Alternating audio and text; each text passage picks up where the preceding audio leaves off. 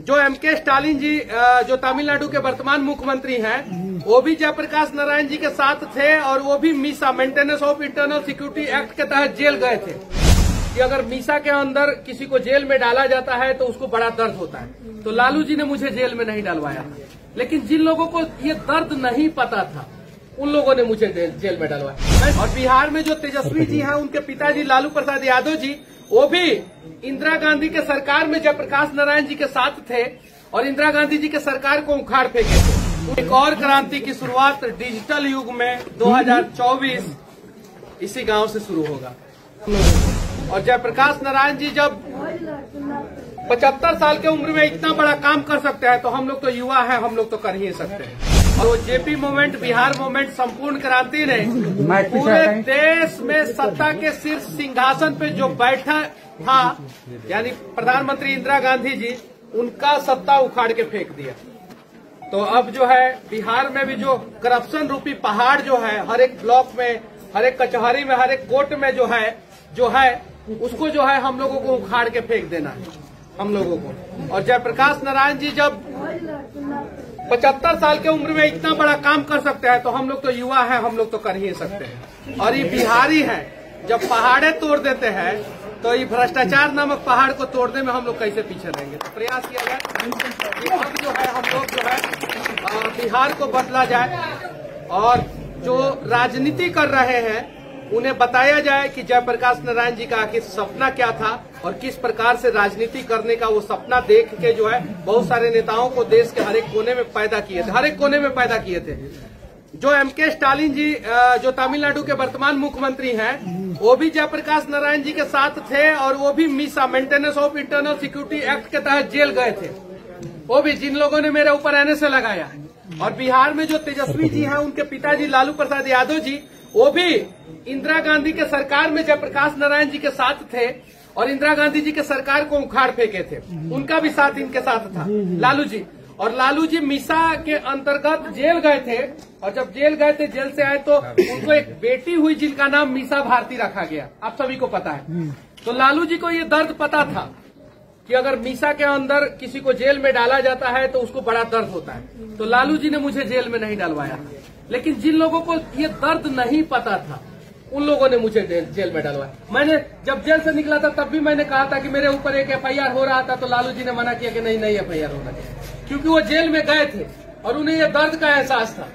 लेकिन हर राजा का बेटा जो है वो उतना अच्छा सोच वाला नहीं हो सकता है। इंद्र का बेटा जो था वो भी जो है निरंकुश था, सही है कि नहीं है? तो बहुत सारे लोग निरंकुश हो जाते हैं और वो बेवजह जो है बहुत सारे लोगों को जेल में डालते हैं बेवजह। और इस देश में सबसे ज्यादा अगर फर्जी एफआईआर कहीं होता है तो बिहार में।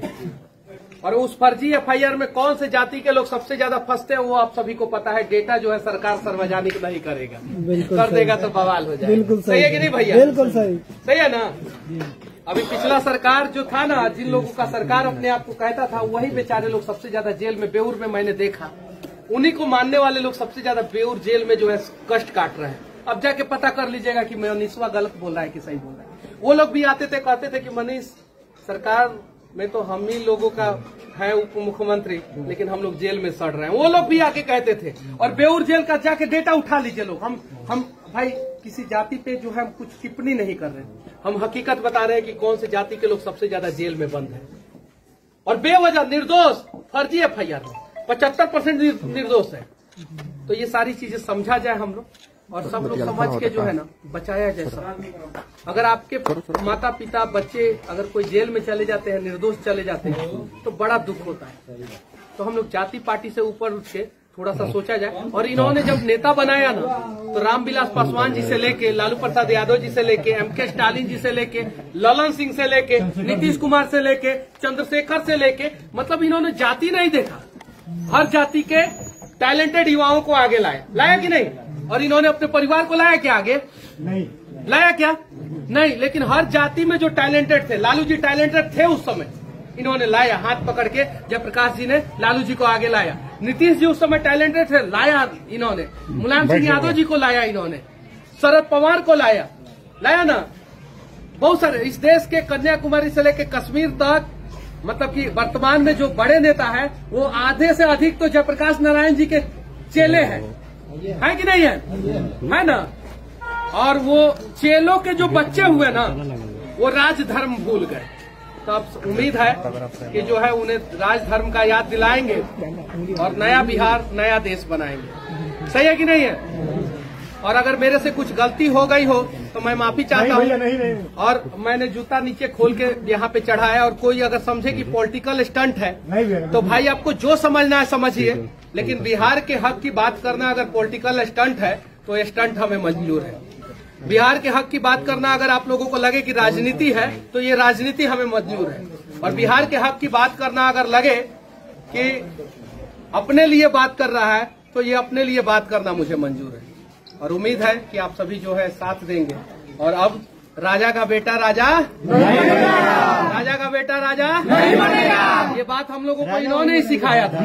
एको को राजा का बेटा को राजा इन्होंने नहीं बनाया। सब गरीब टैलेंटेड लोगों को जो है आगे लेके आए और उनको जो है विधानसभा और लोकसभा में घुसा दिए और बहुत सारे लोगों को मुख्यमंत्री बना दिए। बनाए कि नहीं जयप्रकाश नारायण जी। लेकिन वही लोग मुख्यमंत्री बनने के बाद जो है खुद को राजा समझने लगे और अपने बच्चे को जो है राज तिलक की तैयारी करवाने लगे। तो अब आप लोगों में से कोई ना कोई राजा बनेगा। सही है कि नहीं है। और जब हम लोगों में से कोई राजा बनेगा तब जो है बिहार अच्छे से चलेगा।